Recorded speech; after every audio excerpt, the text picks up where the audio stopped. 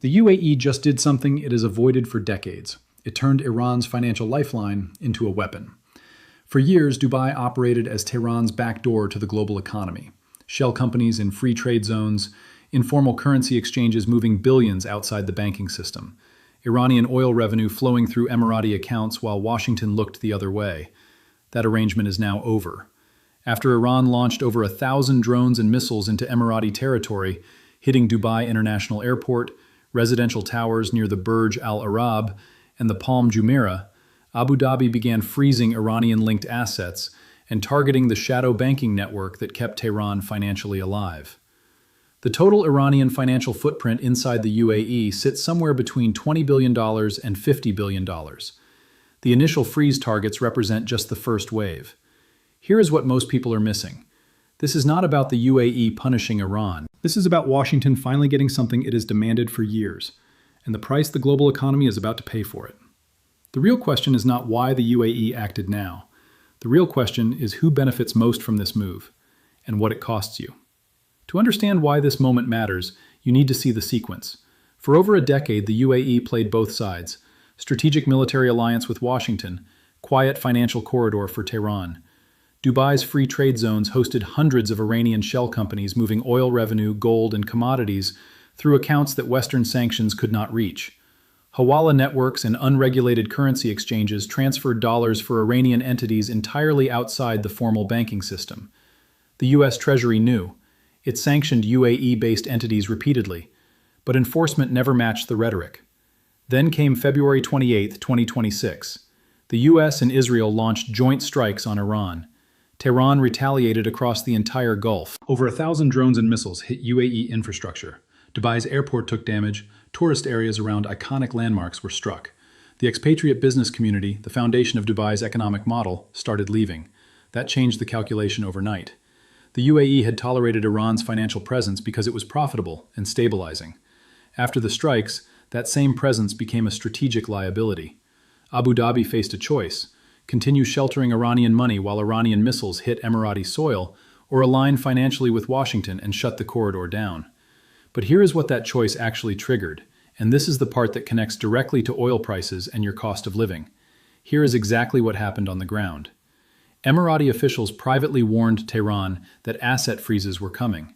No public announcement, no press conference. A direct message through back channels. Stop the attacks or lose access to the financial infrastructure you depend on. Iran ignored the warning. The missiles kept flying. Abu Dhabi moved to the next phase.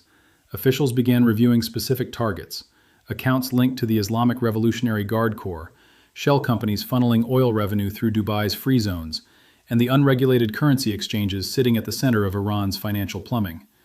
Maritime measures followed. The UAE started examining the seizure of Iranian vessels operating through Emirati ports, the so-called shadow fleet that moves crude to Chinese buyers in exchange for yuan routed through second-tier banks. But this is where the story changes. The UAE did not act alone. Washington had been pressing for exactly this crackdown for years. The US Treasury had sanctioned UAE-based entities multiple times, and American officials had repeatedly stated that Emirati enforcement fell short. Iran's attack on the UAE gave Washington the leverage it never had before. The Emiratis were no longer choosing between American pressure and Iranian money. They were choosing between American protection and Iranian aggression. The timing reveals the strategy. This financial crackdown landed weeks before a fragile 2-week ceasefire, brokered by Pakistan, brought the US and Iran to the table. That sequence is not coincidental. The asset freeze was not just punishment, it was a negotiating instrument, and the people who will feel its consequences most are not in Tehran. This is bigger than one country freezing another country's money. This is a structural shift in how financial warfare works in the Middle East. For decades, the Gulf states criticized the West for weaponizing the financial system. When the US and Europe froze Russian central bank assets after the Ukraine invasion, Abu Dhabi and Riyadh pushed back publicly. They called it dangerous precedent. They warned it would undermine trust in the global financial order. Now the UAE is deploying the same playbook against Iran. The precedent they opposed became the tool they needed. That reversal signals something critical. The Gulf's financial neutrality, the principle that made Dubai a magnet for capital from every side of every conflict, is breaking apart. Once you freeze assets from one nation, Every other nation with money in your banks recalculates the risk. Russian oligarchs already moved capital into the UAE after Western sanctions. Chinese firms route transactions through Dubai to access Middle Eastern markets. If the UAE is now willing to weaponize access to its financial system, every one of those actors reassesses their exposure. The strategic winner here is Washington.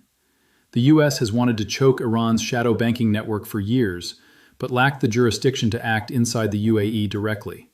Iran's own missiles handed the US that leverage on a plate. Now, American sanctions enforcement extends through Emirati institutions without a single new executive order.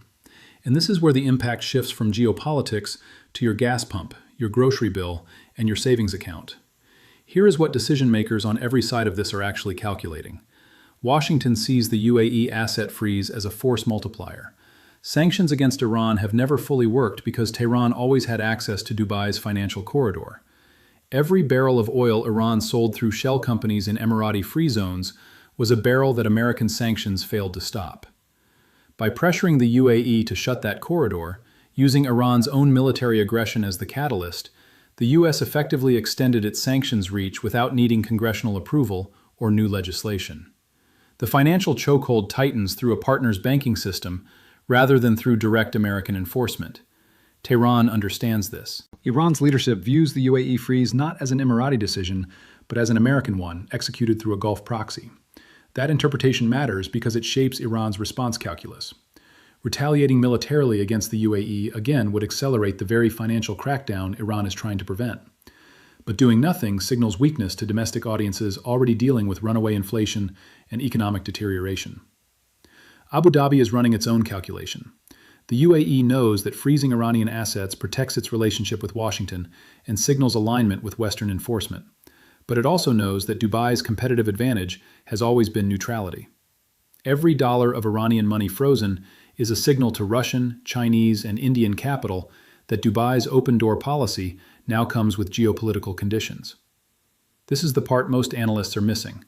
The UAE is not just punishing Iran. It is fundamentally repricing the cost of doing business in the Gulf.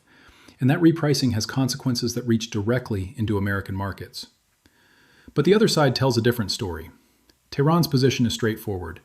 Iran argues that the UAE is a sovereign nation that voluntarily hosted Iranian business for decades, profiting enormously from the arrangement. Annual UAE-Iran trade reached approximately $27 billion, with Emirati exports to Tehran accounting for $22 billion. That figure quadrupled after 2018, when the U.S. withdrew from the nuclear deal and Iran needed alternative financial channels more than ever. The UAE did not just tolerate Iranian money, it actively built the infrastructure to attract it. Iran also frames the military strikes as defensive. Tehran's position is that U.S. forces used bases inside Gulf states to launch attacks against Iranian territory, making those facilities legitimate military targets. From that perspective, the UAE was not a neutral party struck without provocation. It was a staging ground for an assault on Iranian sovereignty. Freezing Iranian assets after hosting the very military infrastructure used to attack Iran is, in Tehran's framing, not neutrality enforcement. It is economic warfare layered on top of military complicity. There is weight to parts of this argument. Dubai did profit from Iranian financial flows for years. The UAE did host American military assets. And hundreds of thousands of ordinary Iranian nationals live and work in the Emirates with legitimate businesses unconnected to the IRGC. But here is the precise gap in that argument. Iran launched over 1,000 projectiles at civilian infrastructure, airports, hotels, residential towers. The moment Iranian missiles hit Emirati soil, the financial relationship stopped being a mutual arrangement and became a liability that no sovereign government could justify maintaining. Tehran turned its own financial lifeline into a target, and that strategic miscalculation is irreversible. Here is where this hits your wallet directly. Start with oil. The 6-week war between the US, Israel, and Iran effectively shut the Strait of Hormuz, the narrow passage carrying 20% of the world's oil supply. That closure choked off 12 to 15 million barrels per day, the largest disruption of crude supplies in recorded history. Even after the 2-week ceasefire announced on April 8th, oil sits around $94 a barrel. Before the war started on February 28th, Brent crude traded at $73. That is a 30% increase that is already baked into every supply chain on the planet. Gas prices in the US have pushed past $4 a gallon. That number is not coming down quickly. Even with the ceasefire, 187 tankers carrying 172 million barrels of crude remain stranded inside the Gulf. At least 800 ships are trapped waiting for safe passage. Clearing that backlog takes weeks at minimum, and that assumes the ceasefire holds, which is far from guaranteed. Iran's Revolutionary Guard already declared Hormuz shipping halted again after Israeli strikes in Lebanon hours into the truce. Grocery prices follow fuel prices on a predictable timeline. When oil crosses the $90 threshold, transportation costs spike within days. Food prices adjust within 2 to 3 weeks. The OECD now forecasts U.S. inflation hitting 4.2% in 2026, nearly double the rate from last year. Borrowing costs compound the damage. Elevated inflation keeps the Federal Reserve locked in place on interest rates. That means mortgage rates stay high, auto loans stay expensive, and credit card debt keeps accumulating at punishing rates. The UAE freezing Iranian assets is one piece of a larger economic chain reaction, and every link in that chain ends at your household budget. Here is what happens next. Short term, the next 30 to 60 days. The 2-week ceasefire is fragile. Iran has already signaled it views the truce as temporary, not terminal. Violations occurred within hours of the announcement. Delegations are set to meet in Islamabad, but the core demands remain miles apart. Iran wants sanctions lifted and its enrichment program recognized. Washington wants full Hormuz access and nuclear concessions. The UAE asset freeze stays in place regardless of ceasefire outcome. Abu Dhabi has no incentive to reverse course while missiles remain a possibility. Oil stays above $90 even in the best-case scenario. The supply backlog alone guarantees that. Gas prices hold above $4 through the summer. Midterm, 3 to 6 months. 2 paths diverge here. Escalation path. The ceasefire collapses. Iran resumes Hormuz disruptions. The UAE accelerates asset freezes beyond IRGC-linked accounts into broader Iranian commercial holdings. Oil pushes back above $110. Inflation in the U.S. breaches 5%. The Fed faces an impossible choice between fighting inflation and avoiding recession. Probability? High. The trust deficit between Washington and Tehran is structural, not situational. De-escalation path. Negotiations produce a framework agreement. Hormuz reopens under joint monitoring with Oman. Iranian assets remain frozen, but new trade channels are quietly negotiated through third parties. Oil gradually settles between $80 and $90. Inflation stabilizes but does not retreat to pre-war levels. Probability? Possible, but dependent on variables neither side fully controls. The pattern from every previous Gulf financial disruption is consistent. The damage to consumer prices arrives fast. The recovery arrives slow.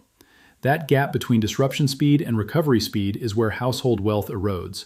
And this time, the gap is wider than anything since the 1973 oil embargo. What happens in the next 14 days determines the economic trajectory of the rest of this year. Subscribe so you see that analysis the moment it drops.